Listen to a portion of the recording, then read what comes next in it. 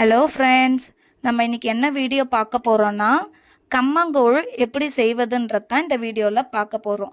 வாங்க எப்படி செய்யறதுன்னு பார்க்கலாம். அதுக்கு முதல்ல 1 கிளாஸ் கம்பு எடுத்து வச்சுக்கிட்டேன். அதை ஒரு கிண்ணத்தில் சேர்த்துக்க வேண்டியது தான்.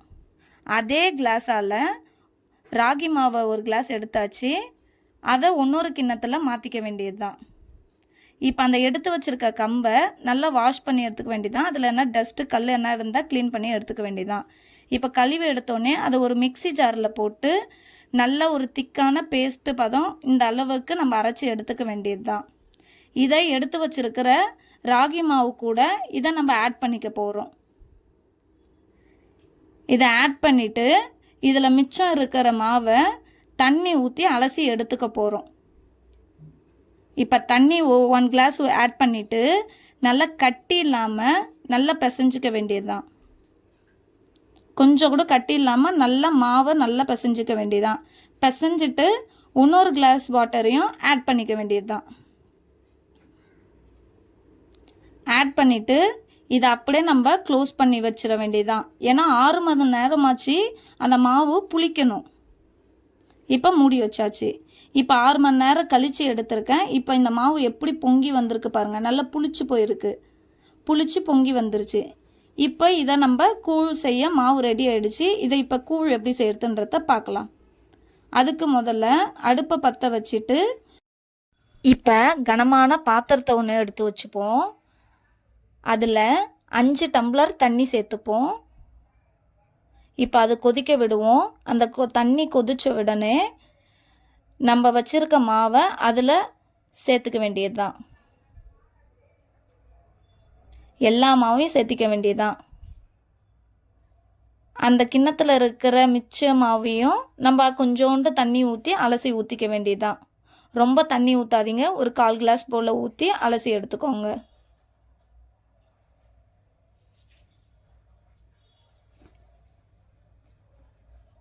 இப்போ கைவிடாமல் நம்ம கிளறிட்டே இருக்க வேண்டியது தான்.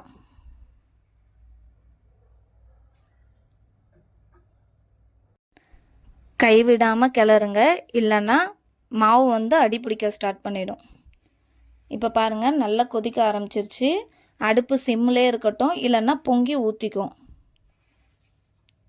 ஒரு 15 மினிட்ஸுக்கு இப்படியே இருந்தால் போதும். இப்போ பாருங்க, நல்லா கொதிச்சு ரெடி ஆயிடுச்சு. 1/4 மணி நேரம் ஆயிடுச்சு. இப்போ நம்ம அடுப்பை ஆஃப் பண்ணிக்க வேண்டியதுதான். மூடி போட்டு க்ளோஸ் பண்ணிக்க வேண்டியதுதான்.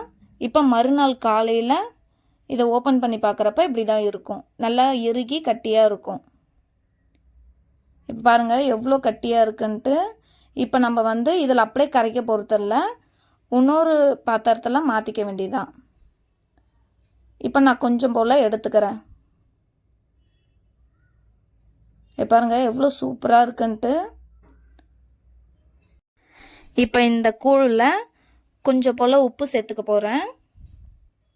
வெட்டி வச்சுருக்க வெங்காயம், மாங்காய் கொஞ்சம்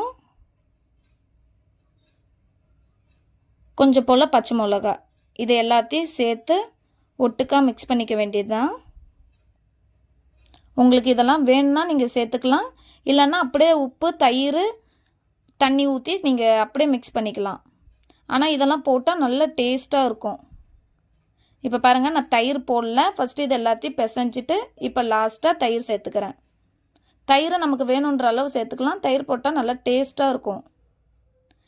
இப்போ இதை எல்லாத்தையும் தண்ணி ஊற்றி நல்லா மிக்ஸ் பண்ணிக்க வேண்டியதுதான். இப்போ பாருங்கள், கூழ் ரெடி ஆயிடுச்சு. இப்போ இதை நம்ம ஒரு சொம்பில் மாற்றிக்க வேண்டியது தான். கம்மங்கூழ் கூட மோர் மிளகா வச்சு சாப்பிட்டாலும் டேஸ்ட் நல்லாயிருக்கும். நல்ல வெயில் அடிக்குது. கம்மங்கூழ் செஞ்சு சாப்பிட்டு பாருங்கள். உடம்புக்கு ரொம்ப நல்லது, குளிர்ச்சியும் கூட. குழந்தைங்கள்லேருந்து பெரியவங்க வரலும் சாப்பிட்லாம். நல்லா டேஸ்ட்டாக இருக்கும். கண்டிப்பாக செஞ்சு சாப்பிட்டு பாருங்கள். டேஸ்டான கம்பு ராகி கூழ் ரெடி. பாய்.